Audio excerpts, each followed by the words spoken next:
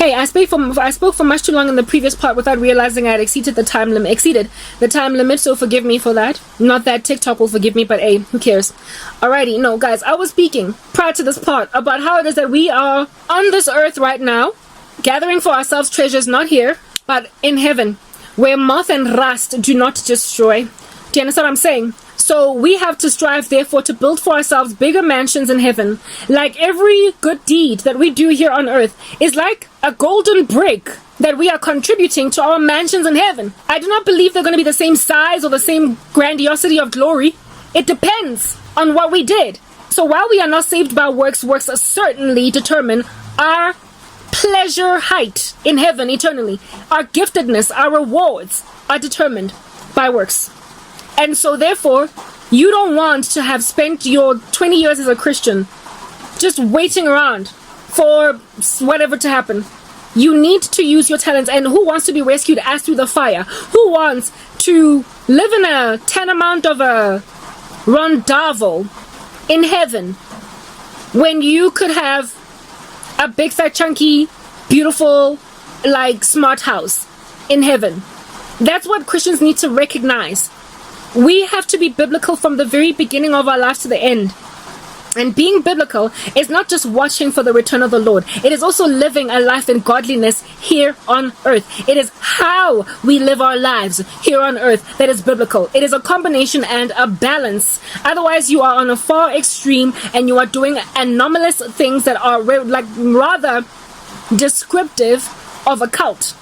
Do you understand? They are rather characteristic of a cult when you are polarized in focusing on just one section of Christianity to a point where you disregard all other areas of the faith that the Lord has given you explicit instructions to ride out your faith applying.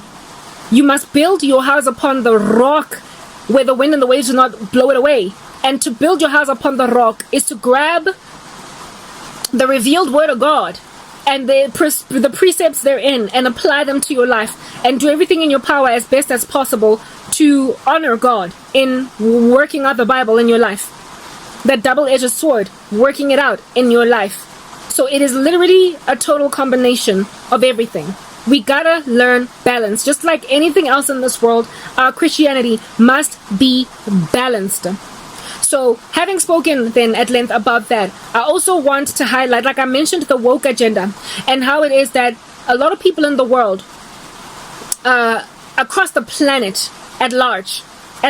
So, never mind the United States alone. In the US, the woke agenda, there is a division. People are divided on how it is that they feel about it.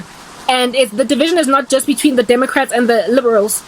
It is and the Republicans. It is also between the Democrats and the liberals are the same. I meant to say the Democrats and the Republicans. It is also some of the Democrats that vote Democrat, basically, that are like, but this is going too far. Like, for instance, the transgenderism agenda, whatever, that is infiltrating its way into the lives of children. There are liberals in the United States that are like, no, but like, leave the kids alone out of this transgender thing. Leave it to grown-ups. Like, don't shove it down the throats of children. There are like homosexuals in the United States that don't subscribe to indoctrinating their offspring, their progenies, into a lifestyle of homosexuality if that's not what they're born as. They are leaving them to realize what they are on their own, to grow. And they recognize the irresponsibility of indoctrinating and forcing a 2-year-old, a 3-year-old, a 5-year-old child to say they've got gender dysphoria or whatever. Right? So there are people who belong to the liberals who, however, are like, but here you're extreme.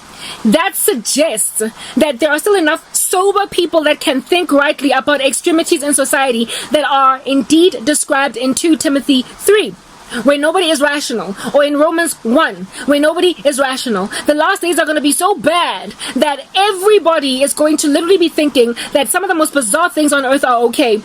And only a remnant, like Lot and his family, will still be thinking rightly and so are severely persecuted and are ostracized. And so God then will rescue those few, and let everybody else be handed over to their reprobate state. That is why the tribulation is so horrific. While people, albeit God burning down wrath on the earth, are still not turning over to him. It's because there will be such a small remnant of people remaining that made sense by the time the rapture happens, that the rest that are left behind are going to want to believe everything else other than the truth in the Bible. But for yet again, a remnant that are going to get saved in the tribulation. The revival that will happen once the rapture happens, that remnant are going to be even more ostracized than the remnant that remained prior to the rapture. Do you understand what I'm saying? Cool beans and banana peels.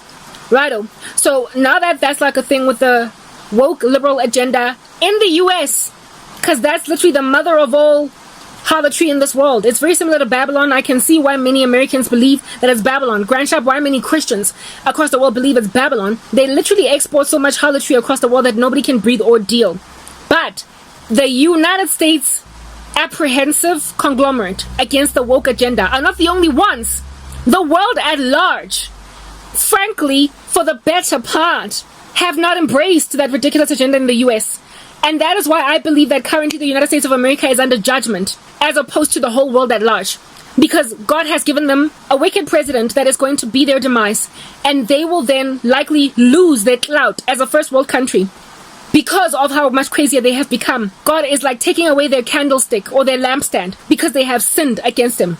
However, likely still for us to continue here for much longer, since it is not mentioned at all in Bible prophecy. So the woke agenda in the US that is crippling away at their society, by it seems, is not only antagonized by some in the US, but the world at large. In South Africa, we tend to still agree that girls are girls and boys are boys. We are largely still mostly about the cis male and the like totally born from birth chromosomally female. We are not shoving down people's throats ridiculousnesses that the transgender whatnot movement in this country, like literally shoving puberty blockers down a child's throat at the age of like 12, is not something that is happening in South Africa. And I'm speaking for my country alone, but I do know that China, for instance, is, as a nation, absolutely rejectful of the woke agenda altogether. They still subscribe to traditional gender roles in China, and feminism is frowned upon hugely in many of the Asian countries, including South Korea and Japan. Right? North Korea is a little bit of a pariah state, so we don't know what's going on there about their mindsets, but they're definitely still pro-gender traditional roles. Much of Asia is like that. Much of the Middle East is like that. Much of Africa is like that. I would go so far as to say much of South America is like that, which is the reason why so many American men are trying to marry South American women. It's because they're tired of the weird little ominous morphing. It's like a shapeshifter, like transitioning into some weird society is happening in the US that is causing the sober there to be like, you know what, I'm gonna take myself a Colombian wife. I'm gonna take myself an African wife. Like I can't. Like, what's happening in America? So the US is starting to become anomalous in a way that the rest of the world isn't. But because it's a superpower, it is imagined that that's being applied everywhere to everybody, but it's not. The reality of people in the US is very frankly not mine here in South Africa. And it is also not what it is that is the reality of many other countries across the world. So if the world at large has not embraced the woke agenda, it has not yet spread like a gangrene then. Meaning that the whole world is not crazy, it's just the US. At least in that regard. Meaning, the US is under judgment, not so much the rest of us. And so, because of its superpower status, everybody is sort of kind of skewed in their mindset about what's going on with the whole world because they're so influential and their news is the first to reach to everybody's ears in the world. However, if you look at the rest of the planet, if God has not frowned upon the rest of the planet and what's going on there, you cannot then anticipate on that day that God is taking the whole world out because the US has gone on to throw its toys out the cot in a very negative capacity. We are a global citizenship, not just one country. Let's then move on to speak about GMO food and Bill Gates and how it is that he is so violently and vehemently rejected across Africa.